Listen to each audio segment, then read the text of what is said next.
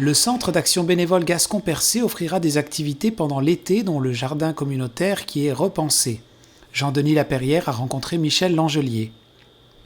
Alors, je suis en compagnie de Michel Langelier du Centre d'action bénévole Gascon-Percé. Bonjour. Salut Jean-Denis. Ça va bien? Ça va très bien toi-même? Oui, merci beaucoup. Donc, on va parler un peu des activités qu'il va y avoir cet été, mais avant, quelques services là, Qu'on va remettre au goût du jour, si on peut le dire comme ça. Bien sûr, bon, on ne s'étalera pas là-dessus, là, mais le COVID a changé bien des choses. Il y a des choses qu'on a dû cesser, mais là, qu'on veut reprendre. Entre autres, ça s'appelle les visites d'amitié. Les visites amicales, ou ça dépend. C'est, dans le fond, c'est qu'un bénévole peut aller rencontrer une personne seule, jaser, jouer aux cartes, l'aider à jardiner, peu importe.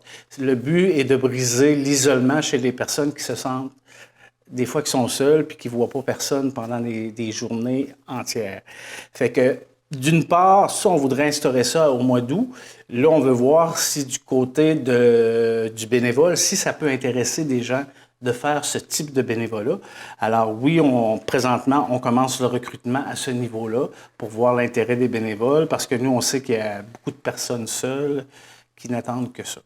Tu sais, le bénévole, encore là, il peut dire, moi, je vais 1 heure, je vais une demi-heure à la journée qui lui convient, tout ça. Puis on sait des fois qu'un contact humain dans une journée ou dans une semaine peut faire la différence chez bien des gens. Fait que... Là, à cause de la COVID, vous avez été obligé d'arrêter ça. Là, ouais. Là, vous n'avez pas en ce moment de bénévole. Là. Vous commencez à les chercher? Non, c'est ça. Là, on a décidé qu'on repartait ce service-là, mais avant de l'offrir à notre clientèle, on veut s'assurer d'avoir des bénévoles pour pallier aux besoins. Puis on s'est donné jusqu'au mois d'août pour qu'on puisse partir ça de la bonne façon. Pour pouvoir le partir, dans le fond, à l'automne? Oui, bien même le mois d'août, là, on vise, là, oui. OK. Ce service-là, tu disais que ça existait avant la COVID. Est-ce que ça faisait longtemps que vous l'aviez mis en place? Ça, je peux pas te répondre. Je n'étais pas là à l'époque. Moi, je suis arrivé, je suis un COVID dans le centre d'action bénévole. Je sais que ça existait, mais depuis le nombre d'années, je ne le sais pas. Mais je sais que ça fonctionnait bien. OK. Puis, un des services habituels, la popote roulante, ouais. Ça, il n'y en aura pas cet été? Bien, il n'y en a jamais l'été. Il y en a eu la première année du COVID exceptionnellement parce qu'on voulait pas laisser nos personnes vulnérables seules. Mais là, on a une autre solution, c'est que l'été, c'est difficile. On veut donner des vacances à nos bénévoles, hein, c'est important. C'est vraiment important. Puis les gens vont en vacances, tout ça, c'est compliqué. Mais par contre, on a les plats congelés, nous, qui sont faits par un traiteur, qui sont toujours disponibles. Alors, c'est simple, vous nous appelez au Centre d'action bénévole, soit qu'on vous envoie la liste des plats par email, par Facebook, ou soit qu'on vous les nomme au téléphone, vous nous dites ce que vous voulez, et vous venez les chercher, et c'est 5 $ le plat. C'est vraiment pas cher, parce que le Centre d'action bénévole en paye une partie. Ça fait partie de notre rôle, mais il faut s'entendre qu'il y a des critères à ça. C'est pour des personnes souvent un petit peu plus vulnérables, avec des pertes d'autonomie physique, ou des proches aidants qui, des fois, avoir des repas pour sa personne malade, c'est une forme de répit pour lui, de ne pas être obligé de faire un souper, exemple. Fait que gênez-vous pas de nous appeler là-dessus, ça va nous faire plaisir. On en a toujours. OK. Ça n'arrêtera pas. Ça n'arrête pas, puis les congélateurs sont pleins, ça roule, puis c'est fait par un traiteur. Fait que c'est au goût vraiment de la clientèle, là, avec une petite originalité. OK. Maintenant, les activités cet été, oui. Vous allez être quand même bien occupé au Centre d'action bénévole. Oui, bien oui. Je sens qu'on est dans une nouvelle étape parce qu'on le voit bien là, que dans notre société, hein, on le sait, ça va pas bien, les prix augmentent. On dirait qu'on doit prendre un virage, s'ajuster à tout ce qui vient de se passer. Fait que cet été, dans le fond, nous, on a les jardins communautaires depuis plusieurs années. Mais avant, le but était de briser l'isolement, de permettre à des gens d'échanger, de se rencontrer, bon, tout ça. Cette année, on lui donne une vocation plus éducative, en ce sens qu'on s'aperçoit que de plus en plus de personnes avec des difficultés financières pour s'acheter de la nourriture, il y en a de plus en plus. Je sais, faire l'épicerie, c'est l'enfer. Les prix que ça coûte, moi, je tombe à terre à chaque fois. Fait des gens qui sont en difficulté financière, il y a plusieurs buts à ça. D'apprendre certaines notions, de s'impliquer dans le jardin, de s'engager dans quelque chose. Souvent, les gens sont désintéressés, les gens sont démotivés suite au COVID. Puis ils vont pouvoir bénéficier pendant 4 mois d'un dépannage alimentaire à chaque mois. mais il faut qu'ils s'engagent. Au moins 1 heure par semaine pour venir arroser, arranger tout ça. Et pendant le 4 mois, ils vont avoir le droit aussi à des petits ateliers, dont comment faire un budget pour son épicerie.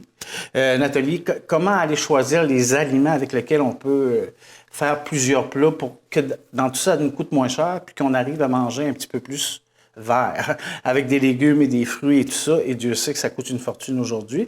Fait qu'ils vont avoir la chance d'avoir des petits ateliers.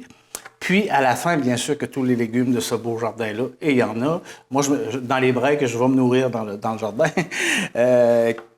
Ils vont avoir le droit de partager tous ces légumes-là pour eux. Fait que c'est important. Il faut s'engager cette année pour participer au jardin. 1 heure par semaine, genre, tu viens, tu fais ton arrosage, mais tu as le droit à des activités éducatives, de budget, puis d'avoir des légumes à la fin. Fait que c'est vraiment intéressant. Mais c'est difficile d'aller chercher des gens. C'est quand même incroyable. Difficile d'aller chercher des gens pour s'occuper d'un jardin? Les gens, plusieurs personnes, ça me tente pas, ça me tente pas. Moi, ce que je sens là-dedans, c'est l'après-Covid de laisser un découragement, un laisser-aller, un manque de motivation. Nous, ce qu'on vise avec ça aussi, c'est de l'engagement. Parce que dans la vie, si on regarde la parade, ben on n'y participe pas. Fait que c'est une possibilité facile. C'est facile, là. Tu viens 1 heure par semaine, tu t'engages, puis peut-être que ça, veux pas, tu vas rencontrer des gens, tu vas jaser, peut-être que tu vas prendre un peu plus confiance en toi, puis tu vas avoir le goût d'enclencher un processus pour reprendre la place que chaque individu a dans la société. Est-ce que c'est pour tout le monde ou surtout pour les personnes âgées? Pour le moment, on s'attarde sur les personnes qui ont des difficultés financières. Parce qu'il y en a qui viennent chercher des dépannages alimentaires au Centre d'action bénévole. Fait qu'on s'est dit, il y a de l'éducation à faire à travers ça. Comment on peut les aider davantage? Puis c'est ça, mais comme on dit, c'est pas gratuit. C'est gratuit, oui, mais il faut s'engager. Ça, c'est vraiment important, l'engagement, parce que si dans la vie, comme on se disait tantôt, on regarde de ça de loin, puis on s'implique pas, notre situation personnelle s'améliore pas. Donc, dans le fond, c'est déjà votre clientèle, si on veut, que vous voulez essayer de les convaincre de participer. Exactement. Tu as tout à fait raison. Mais aussi, s'il y a des gens qui ne sont pas notre clientèle puis qui se disent moi, ça m'intéresse d'apprendre comment faire une épicerie moins chère, mettons, puis avoir des aliments avec lesquels je peux faire 2-3 recettes. Puis moi, aller dans le jardin, j'aime ça. Ils sont bienvenus aussi, là. Mais comme il doit avoir un engagement. D'accord. Une nouvelle activité aussi qui va commencer au mois de juin, c'est... une fois, à vrai dire. C'est une fois, à vrai dire. Ah, ça va être... OK, ça va être une seule fois, l'activité World Café. Oui, c'est ça. C'est dans 2 semaines, c'est avec Jolene Cauvier. Un World Café, qu'est-ce que c'est dans le fond? C'est la possibilité... Toute la population est invitée.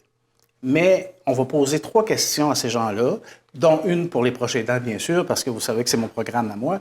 Mais tout le monde est concerné par les sujets qu'on va discuter. Tout le monde peut émettre son point de vue dans un World Café si ça lui plaît. Et à la suite de ça, on fait des constats. Après ça, toutes les réponses, on va les résumer en une phrase. Puis nous, comme Centre d'action bénévole aussi, ça va nous indiquer, ça, on ne l'a pas vu. Les gens ont besoin de ça. Puis on l'a pas vu, ça. Fait que ça nous permet, avec la participation de tout le monde, d'aller bien cibler c'est quoi les besoins aujourd'hui, après COVID, de notre population, tu sais. Puis c'est une belle activité, les gens ont du plaisir, ça échange du café, des desserts, ça permet aussi de socialiser, c'est très important. Puis eux, ça leur permet d'exprimer leurs besoins à eux, ce qui n'est pas négligeable. Donc, une table ronde pour... c'est plusieurs petites tables rondes, puis les gens changent de table pour jaser avec d'autres mondes, puis à la fin, c'est une grande table où là, on résume tout ça, puis on fait des constats, puis on se positionne pour l'avenir. Est-ce qu'il pourrait en sortir de ça peut-être des nouveaux services? Exact, t'as tout compris. Parce que le Centre d'action bénévole, ce qui est vraiment important, on sent un virage. On veut prendre un virage. C'est sûr que on en reviendra tantôt, mais l'accompagnement, ça se maintient. Mais il y a des choses qui étaient pertinentes qu'ils ne le sont plus. Il faut juste rebrasser tout ça pour s'assurer, est-ce qu'on fait les choses de la bonne façon? Est-ce qu'on a des angles morts, on est tellement habitué de faire ça qu'il y a des choses qu'on ne voit pas? Fait que ça aussi, ça va nous permettre, nous, au Centre d'action bénévole, de s'engager aussi et de se mobiliser. Fait que c'est vraiment intéressant. Tu as parlé des proches aidants tout à l'heure. Oui. Tu es intervenant pour les proches aidants. Oui, merci de le dire. Tu vas faire des groupes de soutien cet été. Oui, c'est ça, mais à l'extérieur. Tu sais, des groupes de soutien en général, de discussion, c'est une rencontre avec des personnes qui vivent la même réalité. Puis je me dis toujours, dans le cas des proches aidants, qui de mieux placé qu'un proche aidant pour suggérer des solutions à un autre. Fait que c'est ça qui est intéressant dans ces groupes-là, c'est que ça échange. Je fais, hey, j'ai pas vu ça comme ça. Toi, tu me comprends, tu vis la même chose que moi, mais là, on va le faire à l'extérieur. Et si les proches aidants, ce journal-là me dit, Michel, on n'a pas le goût de parler de ça, on a juste le goût de se désennuyer, j'y vais avec ça. Mais ça va être à l'extérieur, soit un pique-nique, soit aller marcher à la plage, soit aller à percer, escalader quelque chose, je dis n'importe quoi, mais ça va se passer à l'extérieur le plus possible. Un prétexte pour jaser. En marchant, on peut s'arrêter, on va prendre un café. Là, on va peut-être aborder une question. Mais je vais y aller avec les besoins des proches aidants au moment où on va faire cette rencontre. Il n'y a rien de planifié.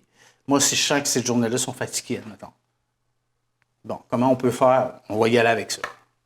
OK, donc les moments où est-ce que tu vas faire ces groupes de soutien-là, ça va être selon les demandes, si on veut. On va jaser de ce que les proches aidants vont vivre à ce moment-là. Quand on va se réunir à 9 h, admettons, au départ de la marche, je vais faire un petit... puis comment ça va aujourd'hui? Puis à partir de ça, du comment ça va, les réponses du comment ça va, on va marcher, puis moi je vais réfléchir. On va s'arrêter une demi-heure, on va discuter un petit peu de ce qui se passe là. Après ça, on marche aussi. Pour développer des contacts aussi, pour faire des nouvelles rencontres aussi. Parce que les proches aidants, à un moment donné, ils viennent tanner de parler de ça. Ils ont besoin de faire d'autres choses. En fait, est-ce que c'est déjà prévu les moments où vous allez faire ça? Non, je vais annoncer ça. Ça commence au début juillet. Les gens vont avoir des lettres. On va publiciser tout ça, les dates, puis sur Facebook et compagnie. Là, fait qu'ils vont être au courant. Même on va peut-être faire les appeler pour voir. Mais ça, c'est important de ne pas être plus que 4-5. Parce qu'à 4-5, ça nous tente plus peut-être des fois, d'aller dans son intimité. Fait que, mais là, c'est l'été, c'est dehors, on verra bien ce que les gens auront le goût de... Moi, je les suis, puis le but, c'est d'avoir du plaisir aussi. C'est important. Vous allez le faire quelques fois pendant l'été? Oui. J'ai plusieurs lieux de planifier, ça va dépendre du nombre de personnes intéressées, mais, je veux dire, on a tellement une belle...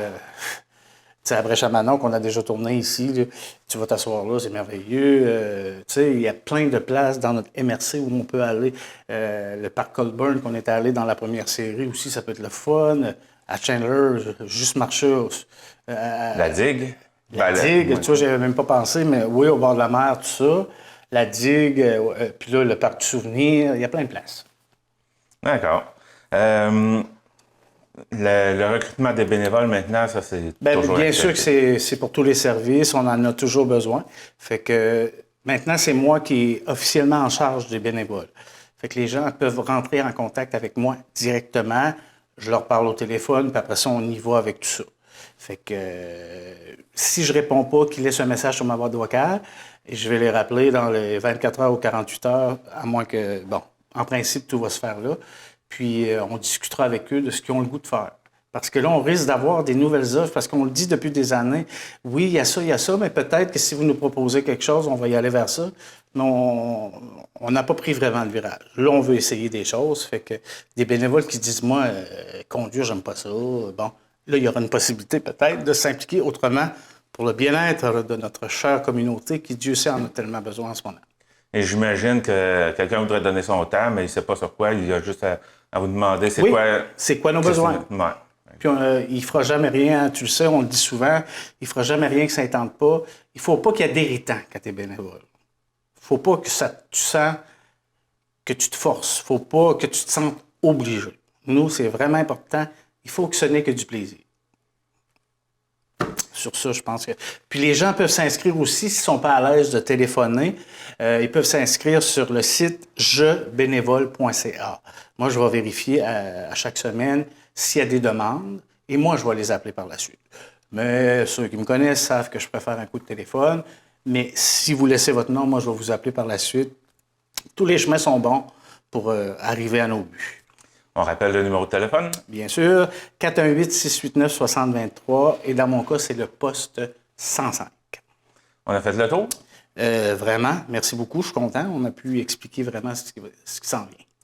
Eh bien, Michel Langelier, merci beaucoup pour votre temps d'être passé en studio. Merci à vous de l'invitation. Et je vous souhaite un bon été. Merci toi aussi, mon cher.